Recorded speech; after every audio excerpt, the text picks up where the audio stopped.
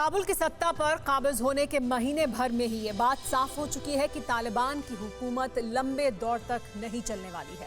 अफगानिस्तान के आवाम तालिबानियों के खिलाफ पहले से ही सड़क पर है, लेकिन अब काबुल में बगावत का बवंडर आने की आशंका और बढ़ चुकी है। अफगानिस्तान में तालिबान की सत्ता कायम होने के बाद से ही गायब रहा मुल्ला बरादर लाओ लश्कर के साथ काबुल लौट आया है और आते ही बगावती तेवर दिखाने शुरू कर दिए हैं। सवाल यह है कि क्या अफगानिस्तान में फिर सत्ता संघर्ष का दौर लौटने वाला है? ये रिपोर्ट देखिए।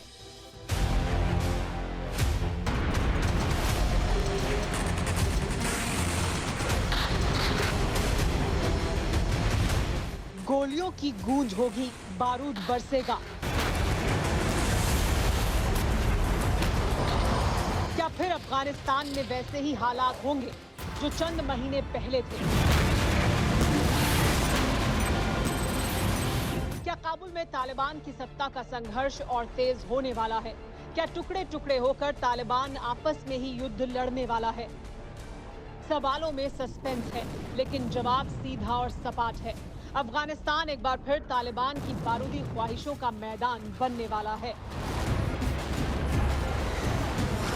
ऐसा इसलिए क्योंकि 1.5 महीने बाद मुल्ला बरादर काबुल लौट आया है। मुल्ला बरादर अपने साथ खुद के लड़ाके लाया है, इसीलिए तालिबान की सुरक्षा लेने से इनकार कर दिया है। इंटेलिजेंस रिपोर्ट्स में कहा गया है कि तालिबान सरकार में उप प्रधानमंत्री के ओहदे वाले मुल्ला बरादर को काबुल में देखा गया है।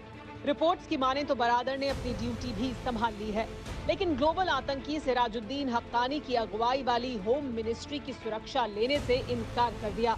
दावा यह भी किया जा रहा है कि मुल्ला बरादर अपने साथ खुद की फौज लेकर काबुल पहुंचा है।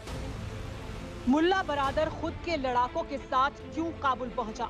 हक्कानी की हिफाजत वाले प्रस्ताव को क्यों ठुकरा दिया? इस सवाल का जवाब जानेंगे, लेकिन पहले ये जानना जरूरी है कि मुल्ला बरादर को काबुल पहुंचने में 1.5 महीने क्यों लगे। 15 अगस्त की तारीख थी जब तालिबान का 2 दशक पुराना ख्वाब पूरा हुआ था। जब अफगानिस्तान की सत्ता के सेंटर काबुल की गद्दी पर तालिबानी हुकूमत का आगाज हुआ था। 16 अगस्त को तालिबानियों की कामयाबी की कहानी सुनाने मुल्ला बरादर दुनिया के सामने आया था। हम उस मुकाम पर पहुंच चुके हैं जिसकी हमें उम्मीद तक नहीं थी कि हम अफगानिस्तान में इतनी जल्दी कामयाबी हासिल कर लेंगे। मुल्ला अब्दुल गनी बरादर यानी मुल्ला बरादर, वो शख्स जिसकी धुरी पर तालिबान की हर सोच का सिरा घूमता रहा, जिसकी बदौलत 2 दशक बाद तालिबानियों को अफगानिस्तान की गद्दी हासिल हो पाई, जो मुल्ला उमर का एकमात्र जिंदा साथी है, जिसे अफगानिस्तान में तालिबानी सल्तनत का सर्वनाम माना जाता था। वही मुल्ला बरादर काबुल पर तालिबानी कब्जे के बाद गायब हो गया था। इस दौरान खबरों और अफवाहों का दौर तेज हो गया। कहा गया था कि हक्कानी नेटवर्क और बरादर के समर्थकों के बीच काबुल पैलेस में झगड़ा हुआ था। इसके बाद बरादर घायल हो गया था। कुछ मीडिया रिपोर्ट्स में तो बरादर की मौत की खबरों का दावा तक किया गया था, मगर बरादर और तालिबान की तरफ से जारी बयानों में इन खबरों से इनकार कर दिया गया। एक ऑडियो जारी कर बरादर के अच्छे स्वास्थ्य की बात कही गई थी। इसके बाद भी जब बात नहीं बनी तो मुल्ला बरादर को खुद सामने आना पड़ा था। I was travelling from Kabul, so I had no access to the media in order to reject this news.